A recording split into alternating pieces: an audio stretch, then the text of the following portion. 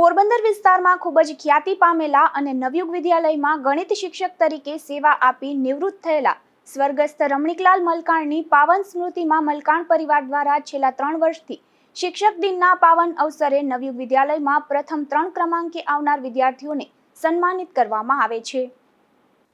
નવયુગ વિદ્યાલય ખાતે યોજાયેલા ગૌરવ ગણિત પુરસ્કાર વિતરણ સમારોહમાં મલકાણ પરિવારના ઓર્થોપેડિક સર્જન ડોક્ટર ઉર્વિશભાઈ મલકાણ તથા ભારતીબેન ઉર્વિશભાઈ મલકાણ ઉપસ્થિત રહ્યા હતા।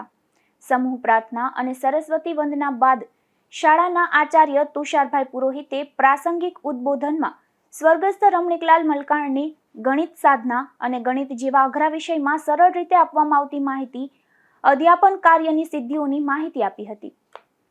ત્યારબાદ ધોરણ 10માં બોર્ડની પરીક્ષામાં ઉચ્ચ ગુણાંક મેળવનાર તેમજ ધોરણ 12 સાયન્સમાં ગણિત વિષયમાં ઉચ્ચ ગુણાંક મેળવનાર પ્રથમ, દ્વિતીય અને તૃતીય વિદ્યાર્થીઓને અનુક્રમે ₹2500, 1500 અને ₹1000 પુરસ્કાર તથા મોમેન્ટો આપીને ડોક્ટર ઉર્વિશભાઈ મલકાણ તથા ભારતીબેન ઉર્વિશભાઈ મલકાણે સન્માનિત કર્યા હતા। પોતાના ઉદ્બોધનમાં ડોક્ટર ઉર્વિશભાઈ મલકાણે વિદ્યાર્થીઓને ગણિત જેવા વિષયમાં રસ અને રુચિ કેળવી આગળ વધવા પ્રોત્સાહન પૂરું પાડ્યું હતું।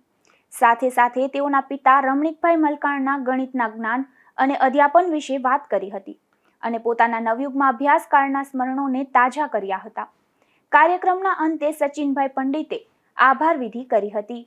નિપુલ પોપટ, ગુજરાત ન્યૂઝ, પોરબંદર।